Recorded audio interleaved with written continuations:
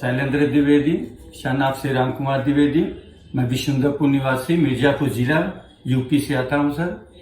Sir आपको हमारा contact कहाँ से मिला और फिक्स में आने का थोड़ा बताइएगा। आपका कांटेक्ट सर, मेरे को मशीन की जरूरत थी, मैं यूट्यूब पे देख रहा था, वहाँ से आपका कांटेक्ट मिला।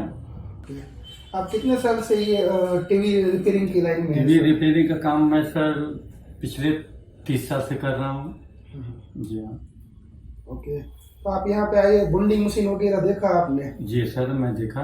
तो आपको दूसरी कंपनी का और हमारे मशीन में कुछ खासियत देखा? सर दूसरे कंपनी का तो मैं यूज नहीं किया हूँ, लेकिन मैं पिछले 3 साल से दूसरे की मशीन पर काम करवाता था। हाँ। वहाँ का रिस्पॉन्स मेरे को अच्छा नहीं लगा, इसलिए मेरे को मशीन की जरूरत पड़ी।